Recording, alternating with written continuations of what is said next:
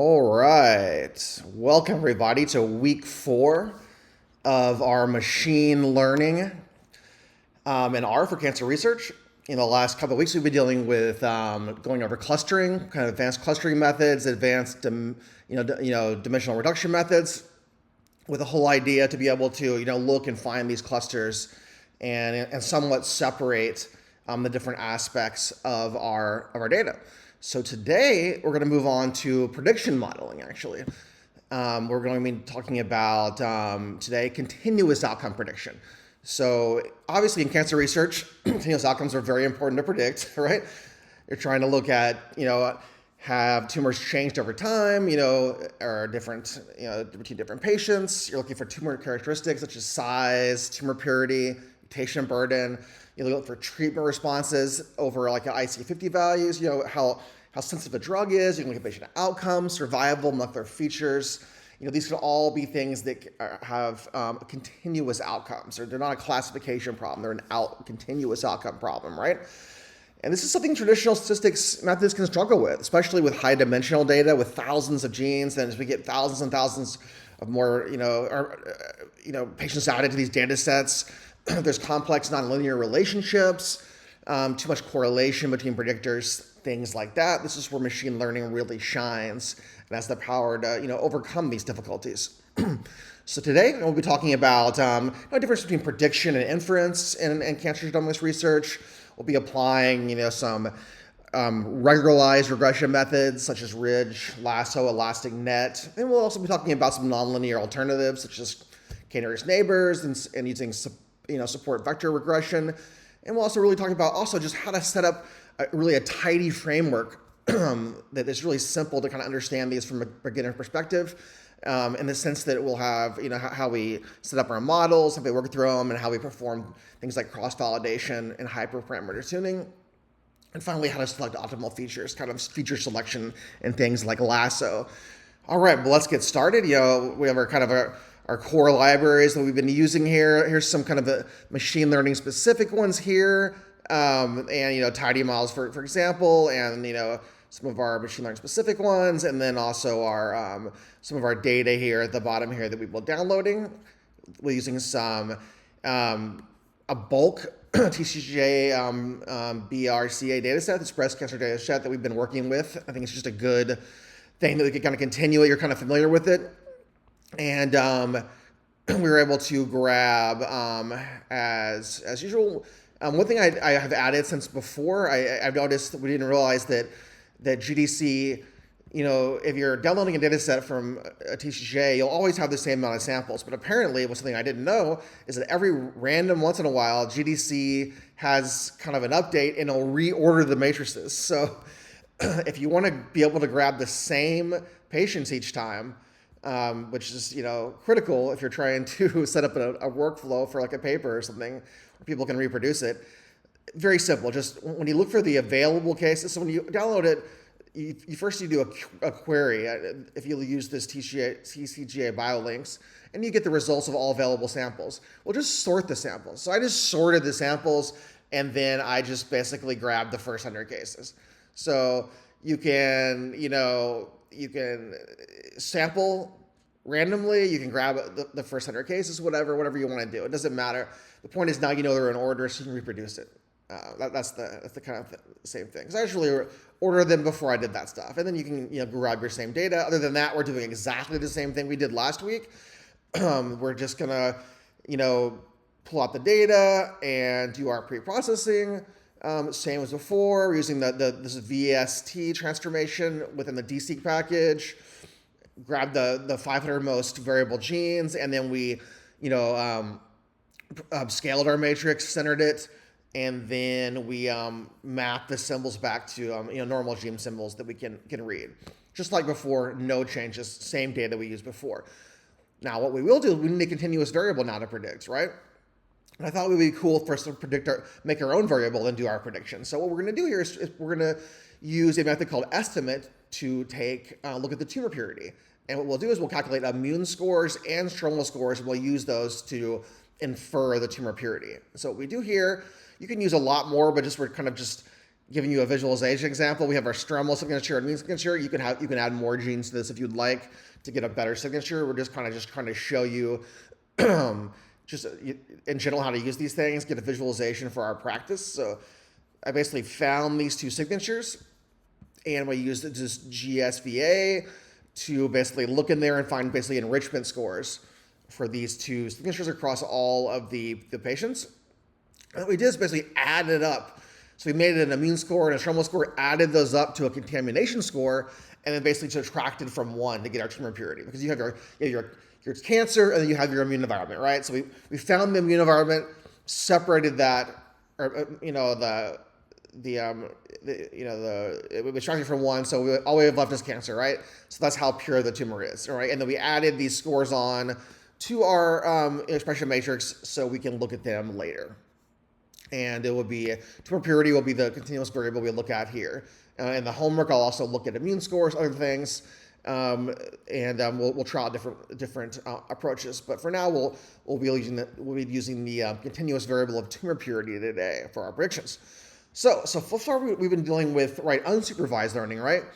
And the whole idea was, if you just have data and you have no labels for it, can we find patterns in the data? Can we cluster the data, find different relationships? And that's great for just uncovering these relationships. But what if we do actually predictions on unseen data? So the other one was, it had all the data, right? It had everything it needed to find. It was able to find its prediction. It's correlations and clusters. Now we want to be able to feed the model, train it, and then predict those labels on unseen data, right? So a model has labeled data to train. It has to know the answer to train, right?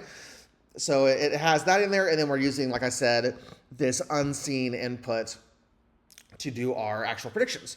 So what's the difference between predictions and inference? So far we've been working mainly in inference, right?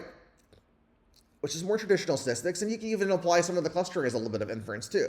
But really, to think about traditional statistics, when we're trying to see something like, we're trying to understand relationships, right? And get the statistical power to be able to support that relationship, right? With things like p-values, confidence intervals. So you do things like you're saying, like, is TP3 affecting survival? So is it correlated with it, or is it associated with it, right? So you could do things like, linear regression, things like that. Traditional ways of doing it, and to be able to find these, and you get a p-value, and you get association, right? But you don't have a prediction, right? So this is where supervised machine learning works so well, is we can actually make predictions, right, based on data we already have, like expression data, things like that. Can we predict drug response, for example? So the idea here is to minimize prediction error on that unseen data. But as you see, it's just the whole idea of finding a relationship versus making a informed prediction on that, right? So here we go. Inference is understanding relationships based on metrics that give the power to these relationships, right? And we don't really care things about overfitting, things like that. But we really need to know the interpretability, right? That's really important, right? That's one of the powers. For these prediction models, we care about accurate predictions, right? We're worried about overfitting, and we don't care as much about interpretability. We would like it, but it's often not the first thing we need to do, right? So let's jump into supervised machine learning now. And, it's obviously an algorithm, or a set of algorithms that learns from labeled training data, where each example includes both the input and the output, right? And then it uses these patterns to make predictions on the new unseen data we talked about.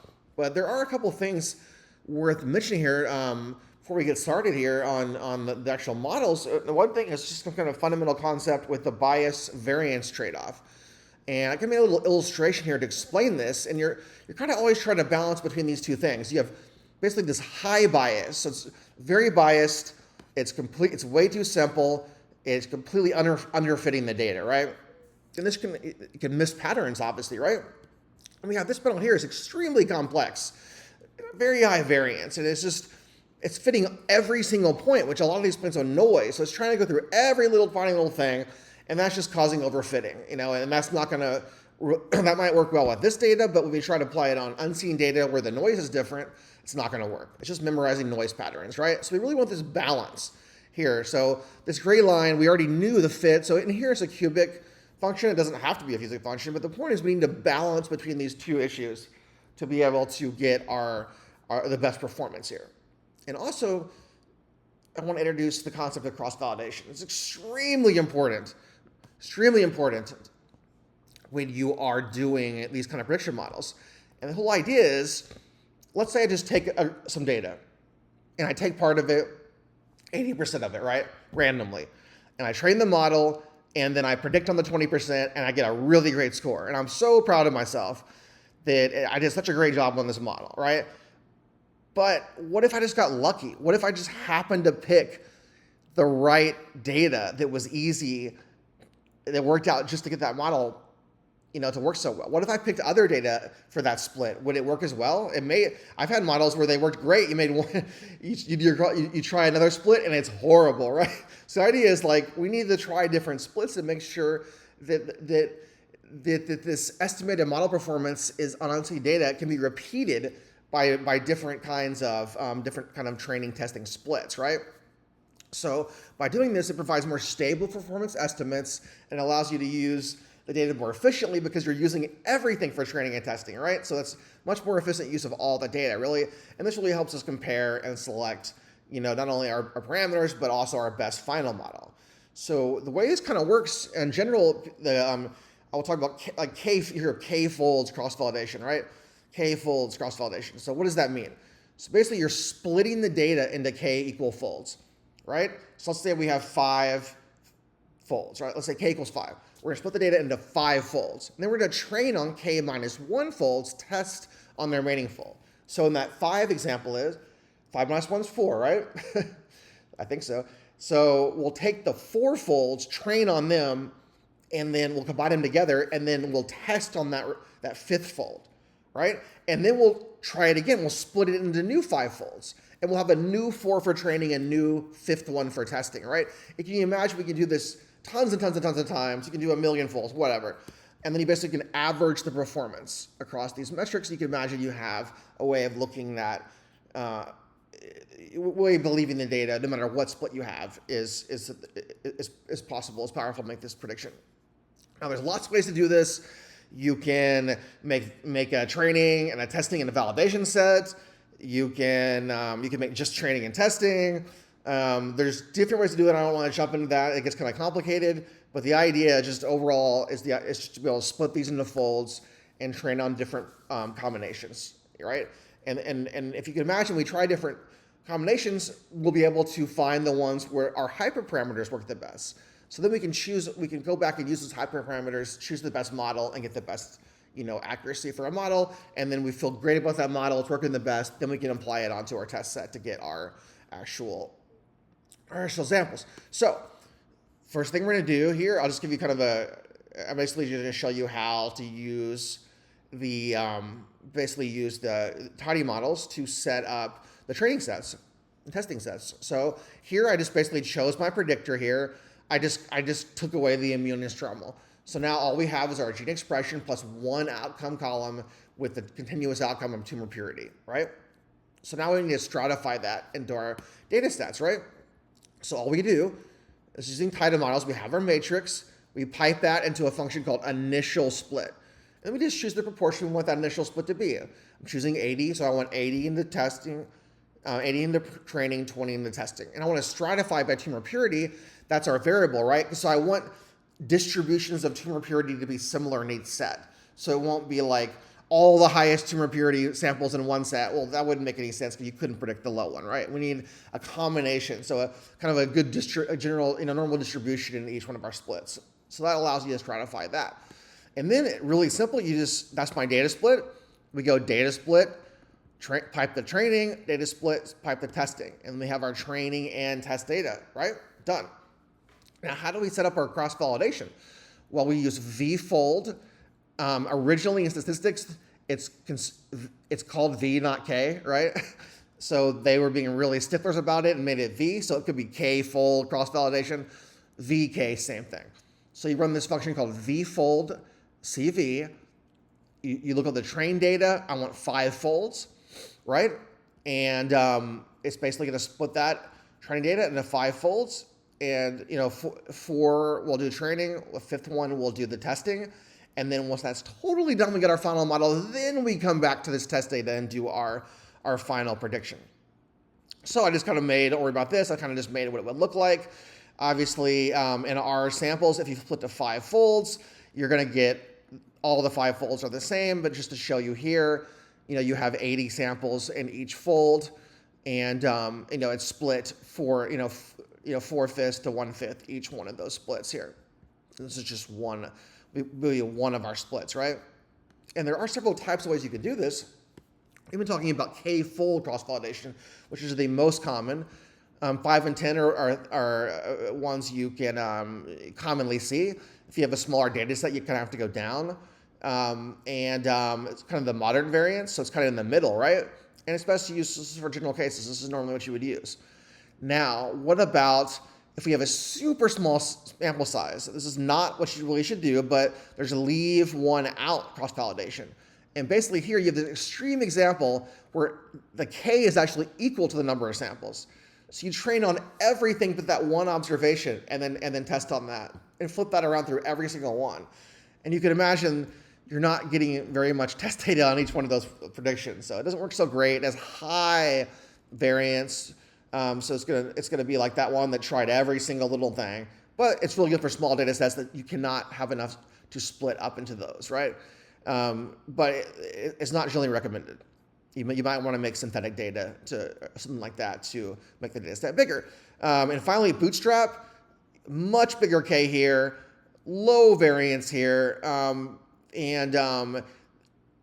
What's good here is it's a little more. It's still a good example. So here you're basically sampling from the data each time and with replacement. So let's say it's 25. We'll sample 25 folds. We'll do our deal 24 to 1, make our prediction, and then we'll put the data all back. We'll sample again, and we just keep resampling with replacement over and over again as many times as we want.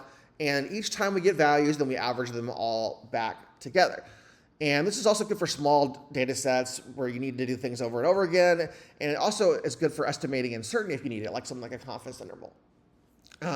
And then finally, time series split. You don't see these as much, but this is when you're dealing with more temporal data and you want to have kind of a window that you go across to look at. So you select from different windows, predict on windows, things like that. But that'll be for a different time. You don't see that as much. But we will really focus today on k-fold cross-validation. That's what is used the most. And we'll talk about like how do we, now that we've done these cross-validations, how can we measure how well the models are actually working? Well, let's look at the regression metrics to talk about that. I just made a quick little linear model, made a prediction. It's a horrible prediction, but it gives us, an idea of, I just basically ran the model on tumor purity of some random data I pulled out. And just got these values. And remember that the RMSE is a measure of your average prediction area in original units, root mean squared error. This is the most common one used. We want a lower value. And this thing really penalizes large errors heavily. It's great for comparing models. It can be sensitive to outliers, but sometimes in a good way. You can get rid of them a little bit. It's a good measure of overall quality. It's the one that you can really, if you had to use one, you would use this one. It really is just telling you how big is your error, right? But it's weighted towards your worst mistakes, try to understand them the best, right? And so you want a low value for RMSE. May is the mean absolute error. It's the average absolute prediction error. It's obvious. Lower is better for that as too, obviously. It's just actually more robust to outliers, and it gives a linear penalty for error. So it's giving the same penalty for everything. So it tells you in real units how far you off over the average. Just standardizes a little bit. You want a low value for that as well. Finally, R squared. We've kind of dealt with that before. It's the proportion of the variance explained. So if you have a 1, it's 100%. If you have a 0.5 is 50%, right? So the higher, the better for this. But this can also be misleading because it can look better when you're overfitting, right? But the good thing is it's very intuitive to talk about it and useful when comparing models trained on the exact target. But you have to be careful about it because overfitting can make it look better than it is. So these are the 3 metrics we normally use. Remember the first 2 we went low, the R squared we went high. So let's go and talk about the tidy models workflow. So when I was in my PhD, back in my day, the old man on the porch, back in my day, we used carrot package. So in my PhD run, we used a package called Caret, C-A-R-E-T, like the diamond carrot, and it was a very, very robust package. It just really all these models are really being used in Python, really, right? And a lot of them in production and companies, things like that. But it needed to be kind of used in R as well, obviously, and things like Caret package were to bring over this functionality with the same results and the same statistical power, and to be able to use an R. And the Caret package, you can run any model you want. There would be like 20 models you can run, and it worked really well. But it wasn't very intuitive. And I thought about which one to teach you guys. And since we've been using tidyverse the entire time, why change at the last second in the last two classes, right? So let's just keep using title model. And one thing I also read about is the guy that actually invented or wrote the Caret package and has done the upkeep on the package for years. He has actually stopped doing that and moved to working on the tidy models. So he actually, the guy that I wanted to use, is actually building the tidy models now, right?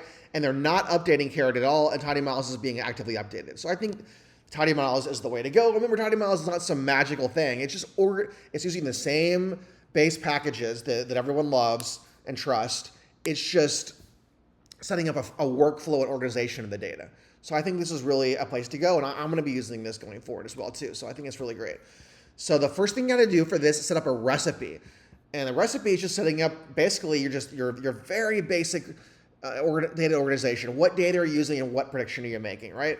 So the recipe will do recipe, and we're going to be doing kind of like a linear model setup, tumor purity tilde dot. So basically, I want to predict the tumor build. I want to look at the tumor purity based on all the data, and the data will be called the training data.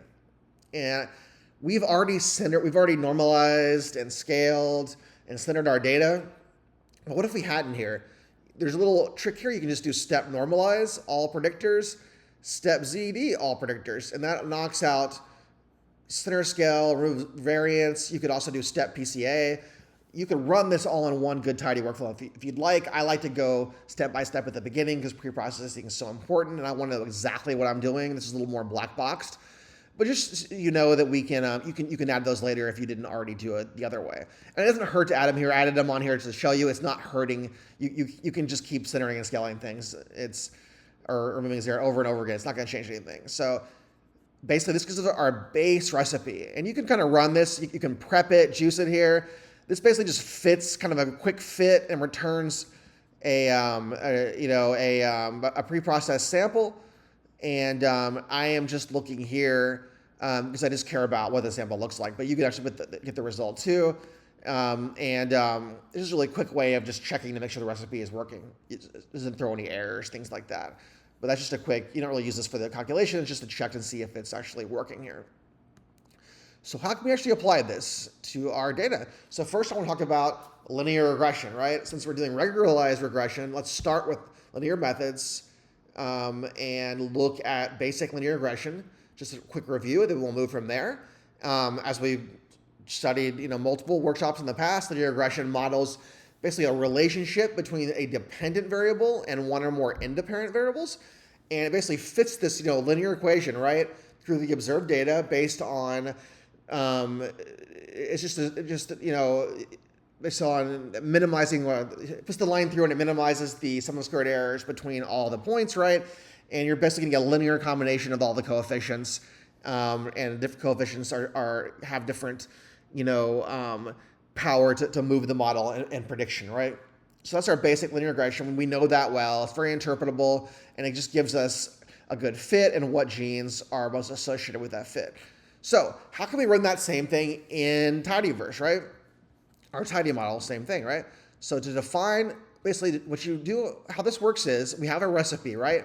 So we need to, there's three things we do basically. We set up our model, our specifications, we create a workflow, and then we fit that model, okay? It sounds kind of hard at first, but when you see it done 100 times in a row, it'll get a lot easier. That's the cool thing about this, is once you set it up, it's easy to repeat. That's what I literally like about it. So for linear regression, we have a linear regression is the initial function, initialize it. We pipe that to set engine linear model.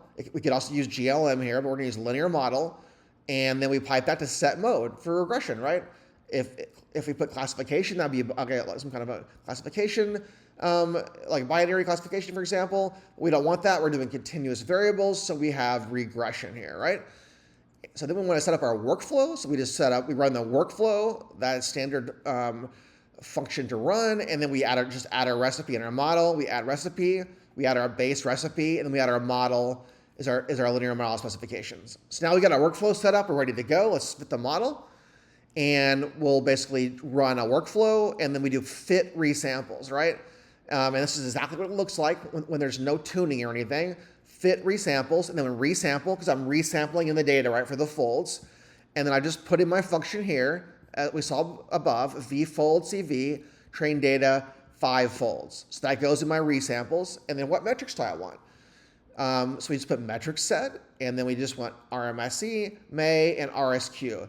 If you run into an error here, you can just put yardstick in front. Sometimes different models are trying to call different variables. They have the same variable.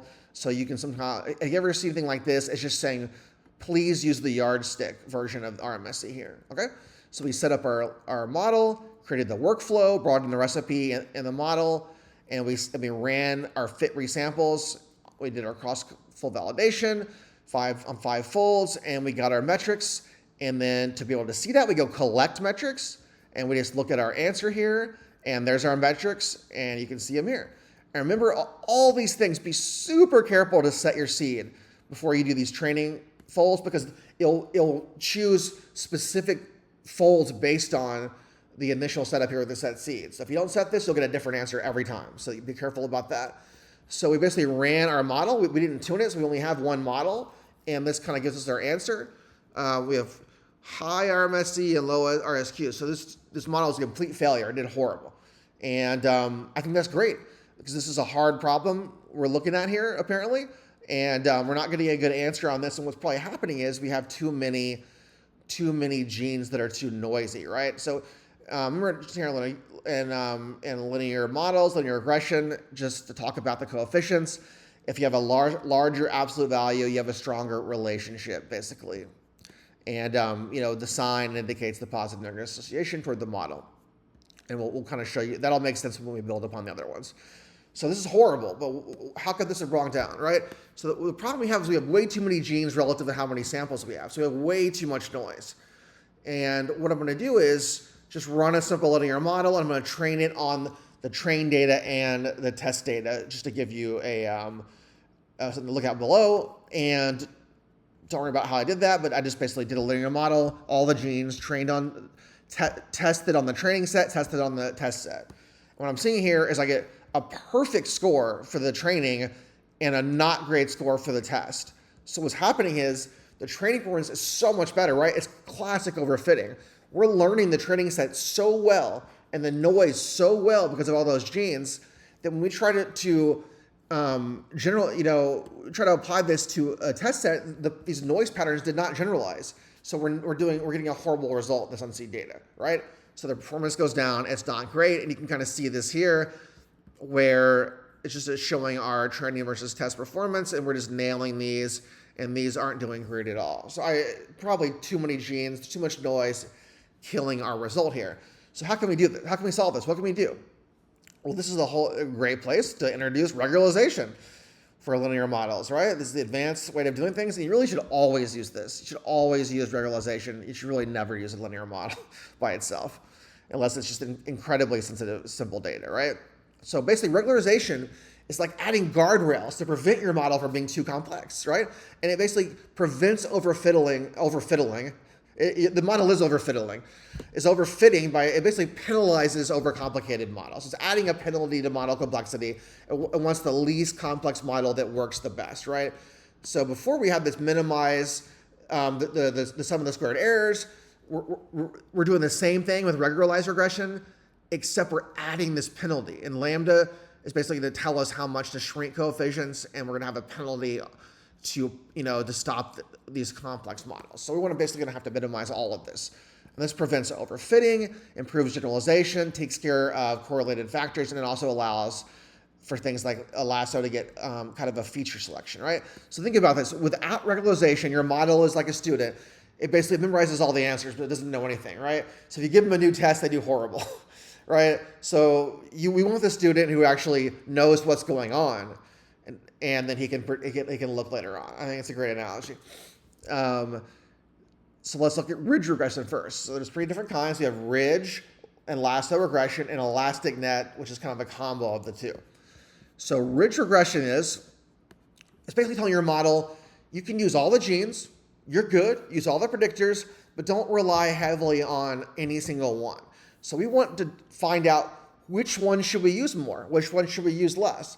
So basically it's adding a penalty to shrink all the coefficients down to 0, basically, but not to 0, and basically just leave the ones up that are actually doing something for the model, right? And just find that balance between fitting the data and keeping the coefficients small as well. So you're minimizing that function, right? So the lambda is basically your penalty parameter, how much to shrink. And then you have a squared of all your regression coefficients. You're basically summing up, penalized coefficients. So the idea is how much do we penalize these guys, and which ones do we penalize the most, right? So the idea is here to actually minimize all of this. We want to minimize the RSS while keeping the coefficient size small, right? And there's like a trade-off where a higher lambda means more shrinkage, more penalty, right? So the idea is here is to shrink down as much as we can, and it's good when all the predictors are ending up being relevant. So how do we run this in tiny models? Super easy. Linear regression, just like before, same thing, right? But we add a couple things here. We want to add a mixture, right? If mixture is 0, it's ridge. If it's 1, it's lasso. If there's nothing, then it's just normal one. And then, then we're adding a penalty for tune. And this is something important. We want to be able to tune that penalty because we want the best possible value, right? And this is what cross-validation is all about. So how do we want to tune this? Well, we want to basically set up a grid to look between different links, right? So we're setting out, this is kind of a log-based deal here, but if we set this out, we're basically going to try everything out from 0.001 to 100 for this penalty. And we're basically just going to go through this, and every time it runs through all the folds, it's going to try out each model each time. So we'll have 80, 100 models, whatever. I'll try out, and it'll be able to find what penalty is when we got the best model, right? That's basically tuning, right? So this is just one more thing you add. You make a grid just telling you, hey, which ones to try out? Which ones should I try out? Which penalties? Then we set the workflow, same before, exactly the same, right? Add recipe, base recipe, add model, ridge spec, right? Cross-validation, same thing. I just made a new variable here for ridge folds. You don't have to. I could have just put it there. But I just showed you can do that too. And then run your thing. But this time, instead of fit resamples, we do tune grid. So we do tune grid. We have our workflow.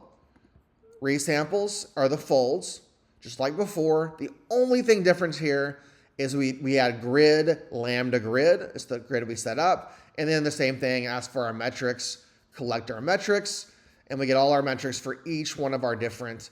So we have 80 rows here. It tries out every single one. We get all our metrics. And then we want to select best model. You can choose by any of the metrics we've used. I want to choose by RMSE. So I want the lowest RMSE. So we go select best, our tune, our ridge tune, which is just our result here of our tuning and our cross-validation. And we choose metrics RMSE. Select best. It gave me the best model. And then I basically, I'm just going to show you the tuning, how that worked out. So remember, we tuned over all these different lambda values, right? Each dot is a result. And we're really looking for that low RMSE, right? So the lowest value, the first lowest value you would choose, not these. So that's why you would choose this really low penalty here. Really low penalty here. So, and it worked for all 3 of them. So we would want the lowest here and the highest there. It doesn't have to be, right? but it often does. So now that we have our model, we chose our best model, right? Best ridge. Now we want to do the last thing. We want to actually fit this in our final data.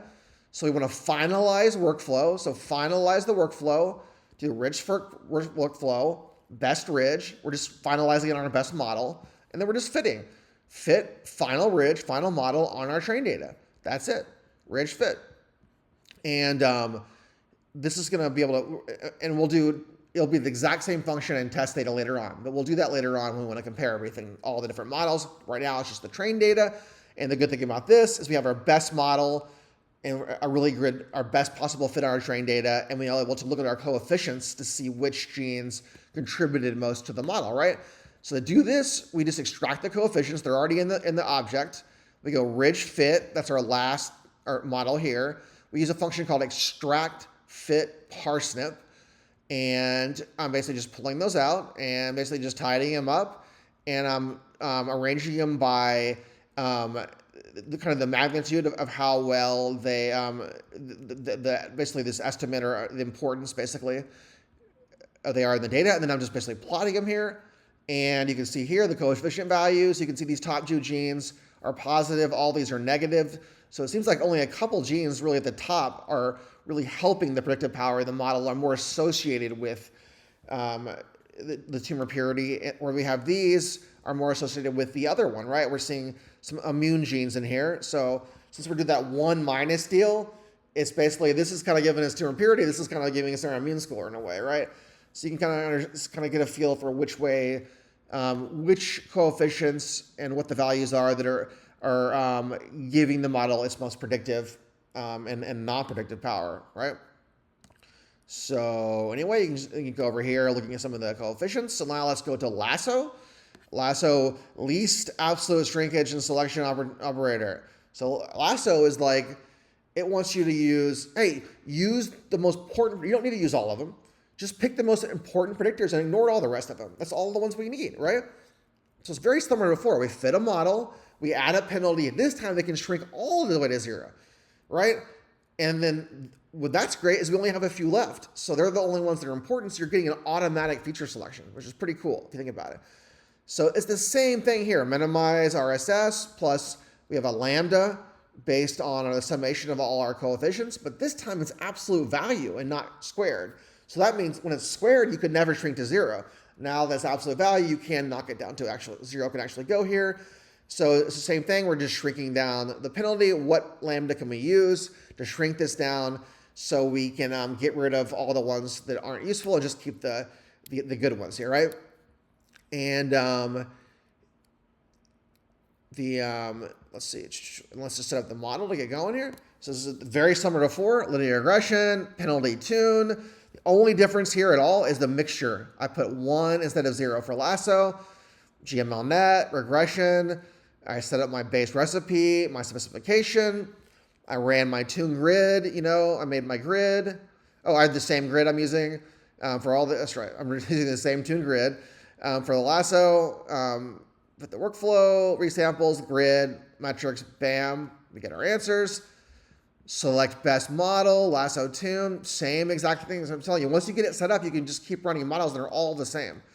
Look at the tuning here. We took this value here for our penalty, and we fit the lasso workflow, best lasso on our, we finalized the workflow and we fit it to our model, same exact way, right? There's no difference. The workflow, best lasso that we chose up there, that gives us our final model. We fit that to the train data. We have our answer. Once again, we do our extract fit parsnip. So there's lasso fit pipe to extract fit parsnip. And we want this in intercepts, just saying we only want non-zero values. And then we can check these out. And from 500 highly variable genes that have already been pushed down to very highly variable, it only shows 32 of these. So it shrunk all the rest to 0. And now we have those 32 genes, and we're seeing similar things, CXCL9, and a lot of immune things going this way, and then we have a few genes that are going this way. So these genes have more of they're more associated with, and they have their coefficients help the model make better predictions, as opposed to these were the opposite, right? Just like Ridge, very similar, except now instead of just kind of looking at everything, we've really had a feature selection and picked 32 ones that actually matter the most.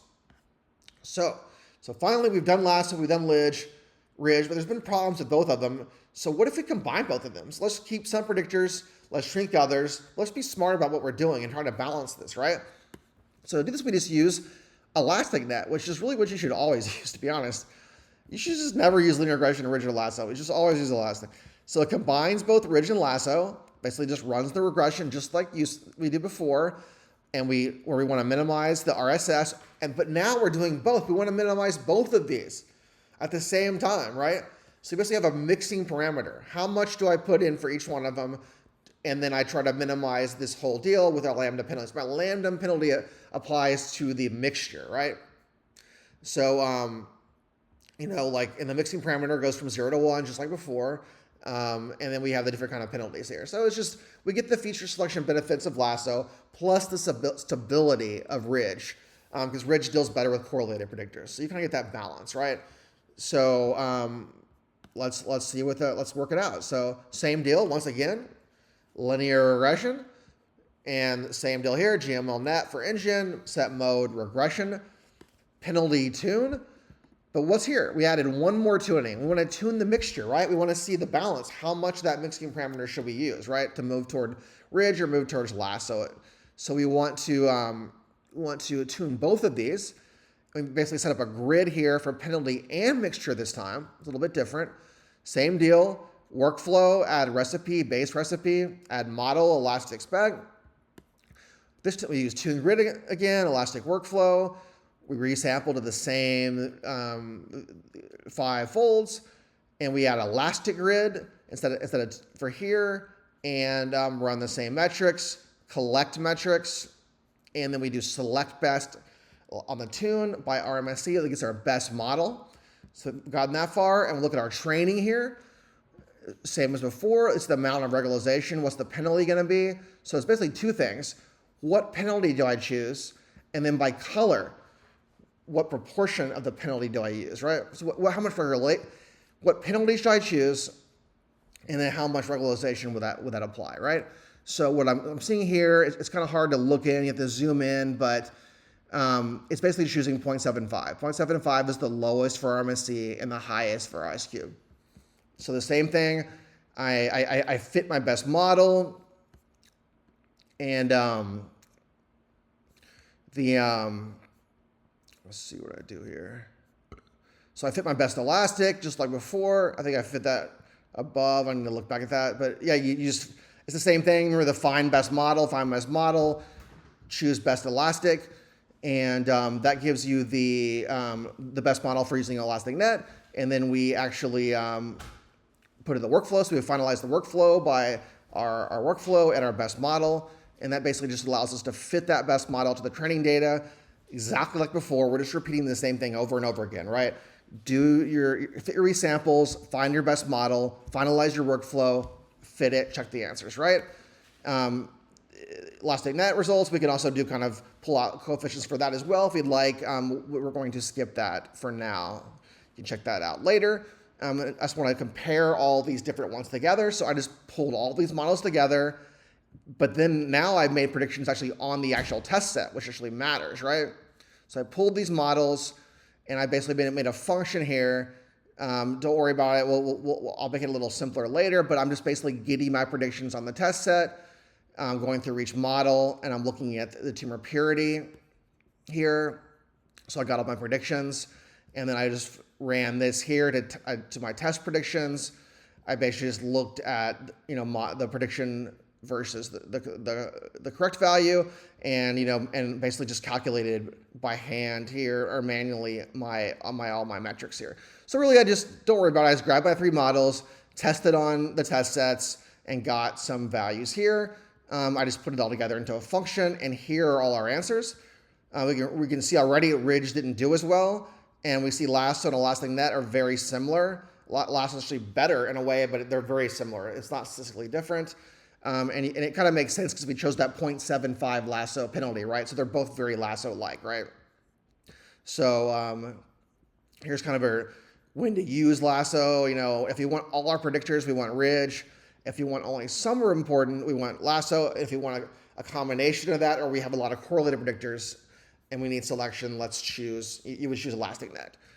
So it's just, here's some practical tips about, using cross-validation, select your best lambda, use your grid, tune grids to get your best values, and you can just plug it in for your best models, and you'll have a better idea of your best performers.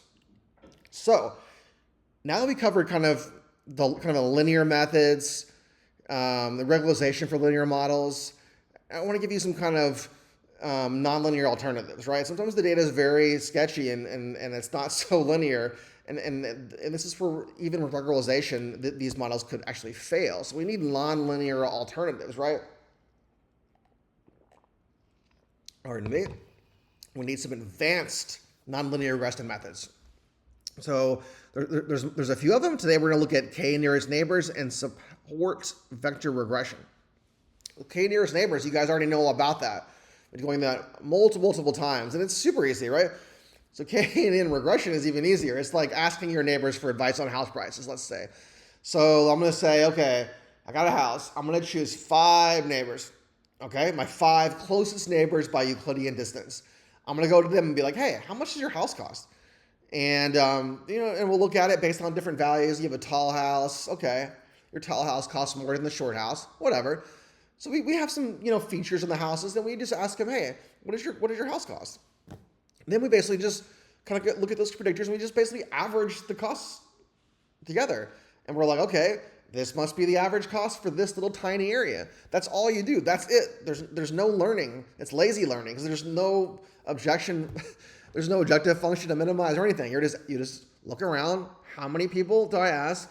And then what do they say? And I average them together. That's really all this math is saying here. No reason to jump in it. And basically to predict a new value, we just find the k with the most similar examples we've seen. And once again, average what happened to them.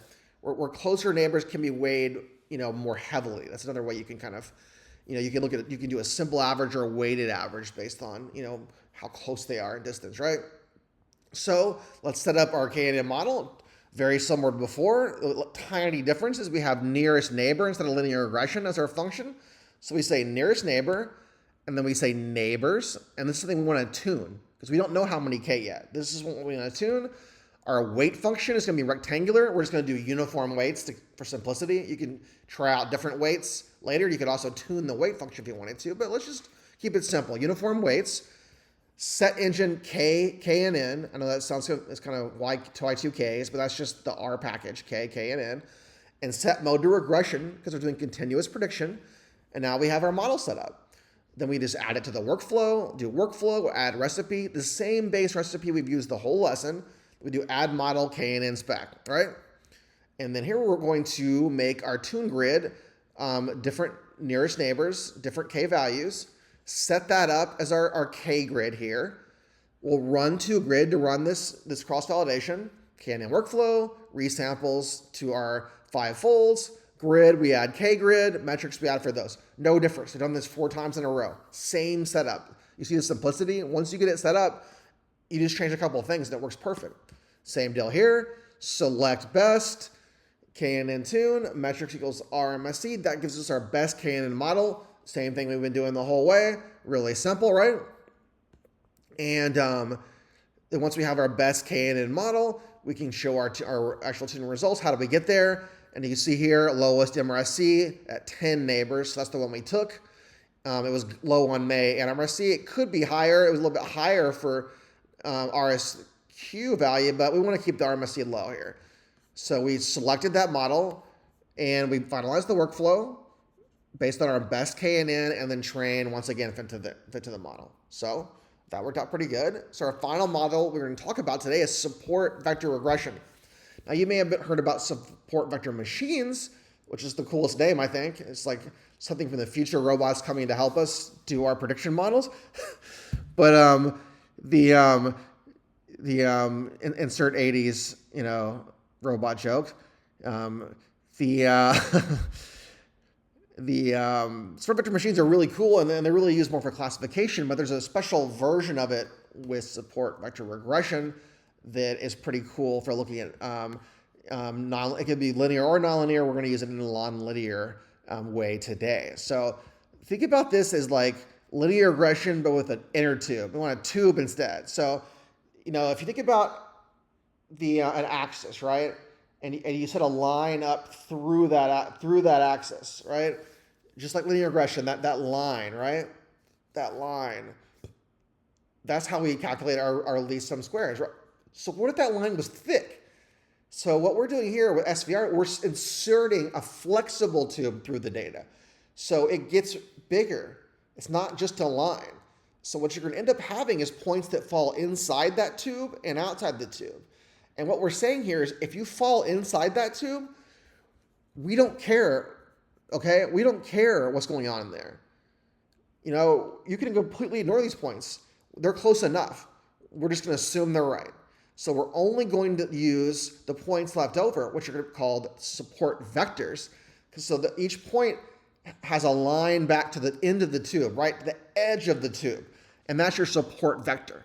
So basically you want to make this balance between keeping the tube as narrow as possible, but also fitting those support vectors to give you the best result. So you're really trying to minimize that epsilon value and then minimize the error with support vectors.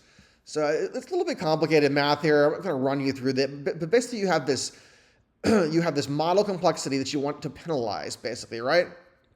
And you want to find the minimum complexity that works. You're going to try to tune this penalty parameter, right?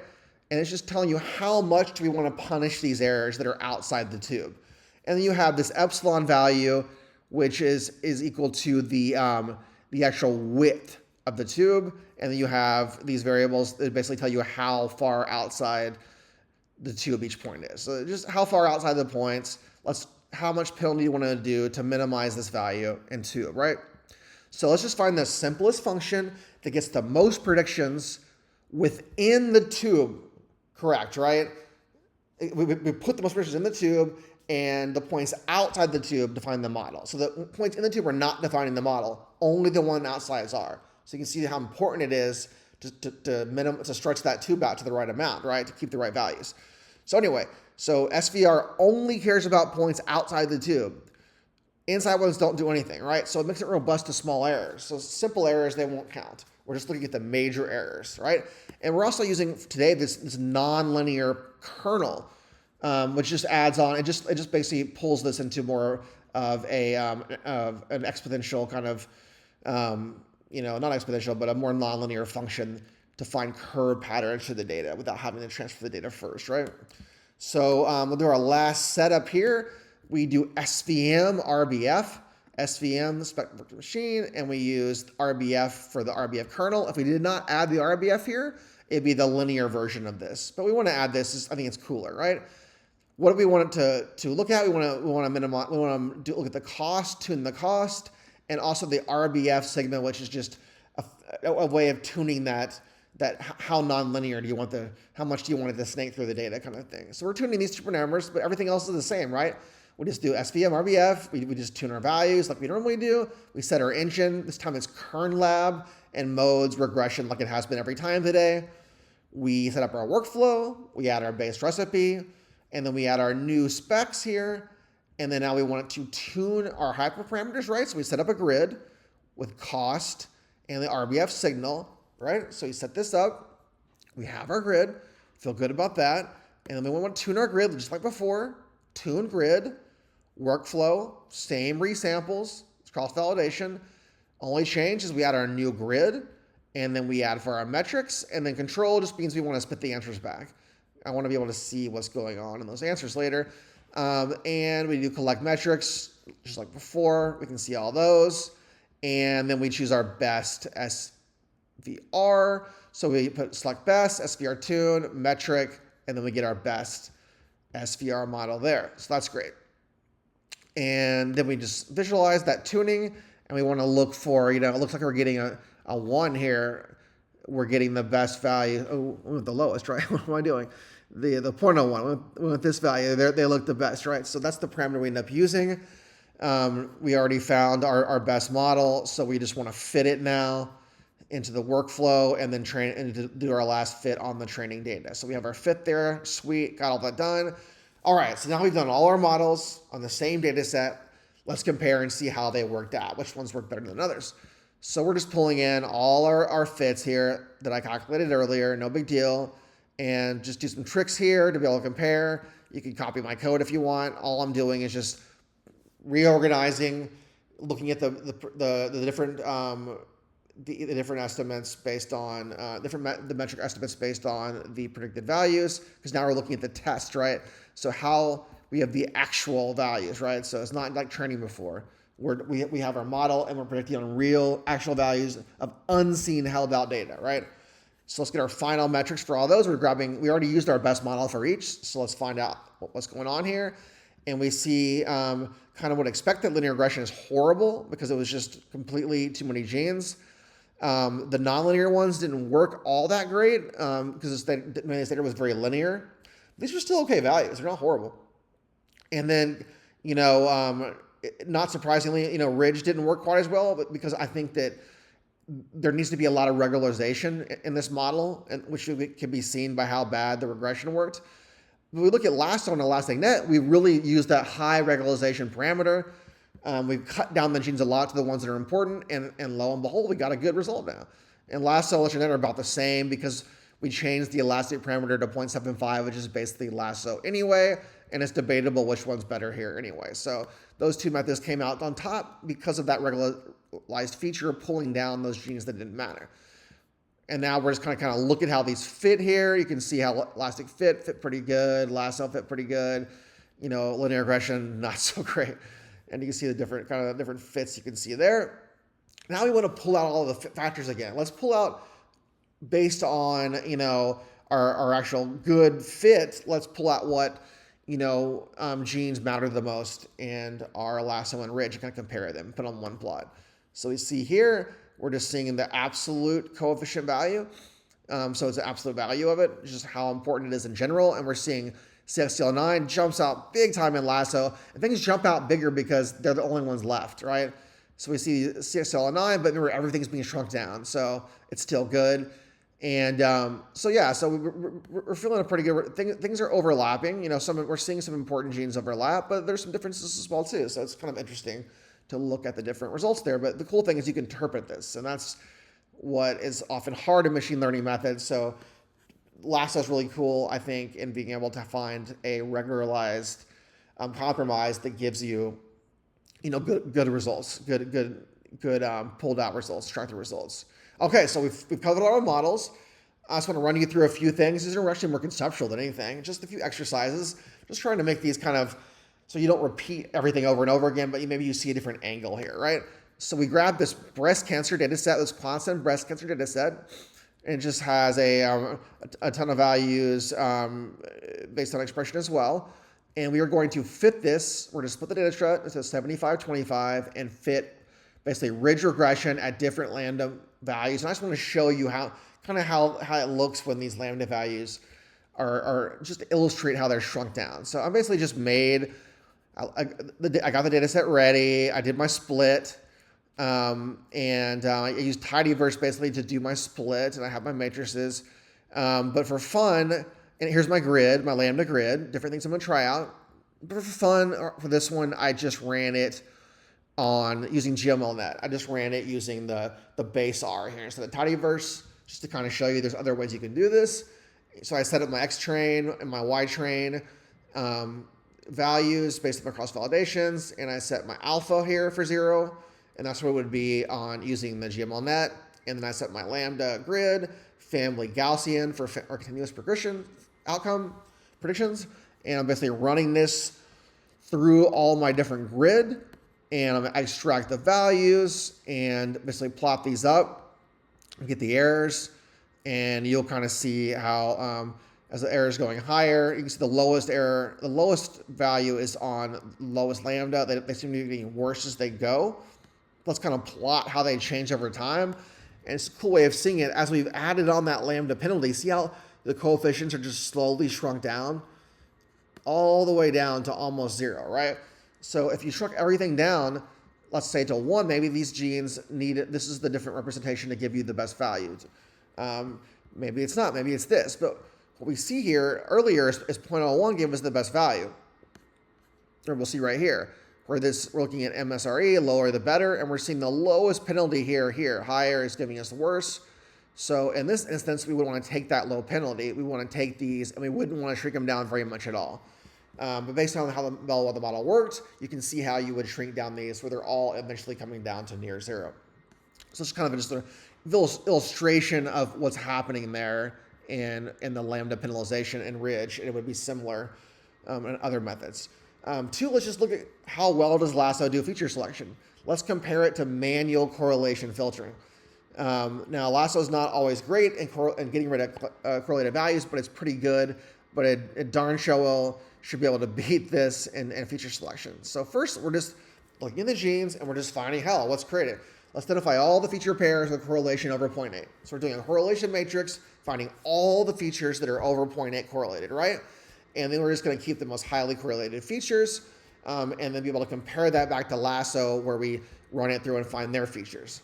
And we already know that the 1, 6, and 13, 1, 6, and 11 are the most important ones. So these are the ones we really care about them trying to grab.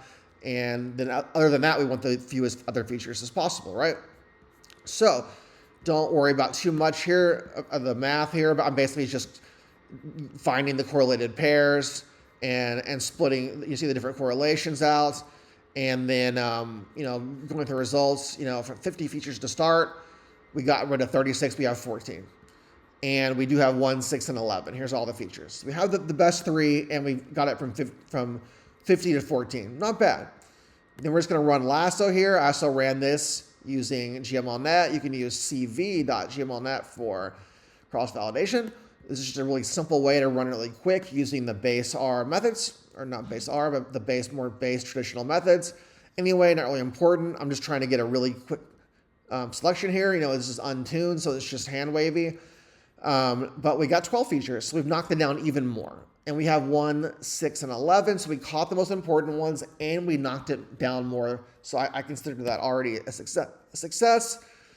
If you look at the answers here for Lasso, here's 11, 1, and 6. So it grabbed those important ones, and it didn't leave too many other ones, and it only had one that counted against. So it did a pretty good job of finding the values. I don't have the illustration for the other one, but it didn't break it down as much. So Lasso was clearly the best way of doing this here. And just one last illustration. This is a really cool illustration. I'm going to show you why would you even want to use a nonlinear method, and just give you just a really cool prediction space topology of how these methods work as opposed to the traditional linear methods, for example. So we're going to look at basically 3 different models: linear regression, KNN, and SVR with that RBF non-linear kernel. And then we're just going to do our cross-validation, and we're going to calculate the RMSE for each model. And then we're basically going to predict these surface plots. So the final result here is going to be surface plots of visualization. So don't really worry about the math or how it's done here, unless you want to check it out. But check out the visuals. This is really cool. So here's our data. I mean, Jesus, the data's not great. So we have the outcome bright to, it seems to be kind of we go across here from really dark to almost split to the left and right? So we go through and then split left and right. It's a very hard data, very nonlinear data to try to predict. So good luck with the linear regression. So we fit all our different values here, and we see here that linear regression is horrible. SVR did a lot better. SVR was the best here. We can see it here on this plot. So as expected, the nonlinear methods did a better job in the nonlinear data, which is not a huge surprise. And now let's do the prediction things. Don't worry about how I did these, but just think of this prediction space. So notice the linear flat. This is a flat prediction space. We can only go from predicted to that. And we can't really angle up and around. This is just kind of how we're seeing the data. So it's very biased. You know what I mean? And so let's look at this. There's a lot more variance down too, right? So remember we had the values here and they curved like that and they came down here. Well, we're kind of seeing that now. We're getting these K nearest neighbors little splotches where they're finding, these little nonlinear areas for their prediction outcomes. It's able to split things up and be a lot more flexible on the prediction surface. So it's able to handle that nonlinear data in a lot better way. And finally, which is the coolest one, I think, is this is this these SVR predictions. So now we're really seeing what the data, what I mentioned the data looks like, right? Predictions here, kind of a slow melt down to there where we get summer predictions and kind of our mid-range ones. And then we have our scoops here where we find our really high predictions. And it really seems SVR is really handling that really well. And you can notice this kind of smooth, nonlinear predictive surface. That's just a very high level way of looking at that and how well, you can imagine how well these functions can handle these types of situations. So really, just our key insights from there are just, use nonlinear methods when things are nonlinear, right? Anyway, so I think those visualizations are really cool. I hope you like them.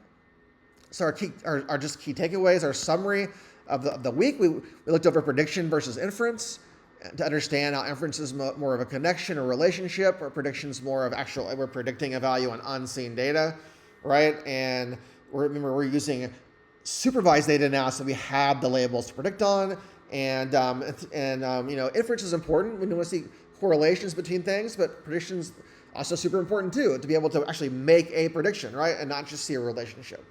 And then we saw regularization is really important for genomics because often not all the genes really matter, right? So we need to shrink this down to the genes that actually matter, and do more of a feature selection and kind of bring down that noise to get a better fit. And we saw that kind of goes with the bias of you want not too much overfitting, not too little. You want that kind of balance in the bias. And then also you want to use many nonlinear methods for complex biology. As we looked before, cross-validation is your friend. That's probably pre-processing and cross-validation is probably the most important thing you can do on the data to get it set up. Really, these models are very easy to run. The most important thing is to get them set up right. And then finally, looking for feature importance, super important. Lasso's really great for that. And then I kind of just gave you some different things here, like model selection, decision, and frameworks. You can look through here, some kind of practical, workflow checklist, things to avoid, and some kind of cancer-specific considerations. Also made a quick decision guide for you here. I think it's pretty cool. You can start here. Do you have a continuous outcome? Yes. How many features? We have a lot. Regularization needed, right? So is it nonlinear? We can go here. Small data, SVR is better with bigger data. So you can kind of go through here and get a feel for which models are best to work with. And then I also made a tidy models kind of workflow cheat sheet that kind of goes through the different, a linear way of different ways we can train and deploy these models. And finally, here's your model specifications. For each one of them, you can see how we set each of them up and kind of what things we need to tune. Some tuning grids you could do for the evaluation. Just a lot of different things you can go through and check out again to summarize these things. Kind of brought the guides to you here instead of linking them to you just to help you out. That was really good. Continuous prediction, I think it was really cool. So next week, we'll be talking about exploring these predictive machine learning classification models instead of prediction. So binary classification, stage classification, but they'll be categorical or factored variables instead of continuous, right? And we'll be studying things like binary versus categorical classification, doing things like logistic regression, as opposed to decision trees, going over random forests and solve methods. It's going to be a really fruitful, I think, discussion about all these methods. And I also made a really cool additional assignment for you. These are really in-depth, and I think you can really learn something by going through these. You can either try them yourself, which I applaud you, or worst case scenario, just go through the results, some of my answers, one possible answer, solution for each one, and kind of learn from the code and just learn from the things that are possible, right?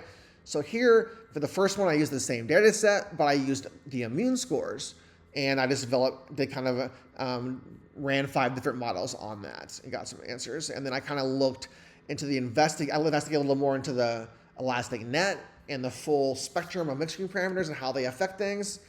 So you kind of learn more about how this actually is affecting it. I did a simulation study for you guys where I wanted you to understand different regularization benefits. So I just ran all these different kind of scenarios and gave you summaries and plots just to kind of see how these things different kind of affect. And finally, we did one last analysis on the COAD data set. And here we downloaded the expression and we set up some clinical outcomes, and we're able to set up some feature engineering and models to predict these results, and it really gives us ability to apply all our methods. And we really wanted to do here is really get a clinical interpretation at the end. So I think those are really 4 really cool examples that are really helpful and can teach you a lot if you have time to check them over. Additional resources, for R packages, tidy models. You can look at things like GMLnet, or GLM, GLNet, if you want just the base R version. And here's the carrot package. If you really want to use the carrot package or check it out, you can try that out. Then I gave you some online courses and tutorials you could check out that might help you out a little bit. But this will conclude our 4th week. Is it that long? Of the R machine learning workshop. So today we'll be doing predictive modeling, regularization, advanced regression models, nonlinear methods to do continuous variables. Look forward to next week and doing classification. Please check out the additional assignment, additional resources to get more practice, and we look forward to seeing you at our next workshop. Take care.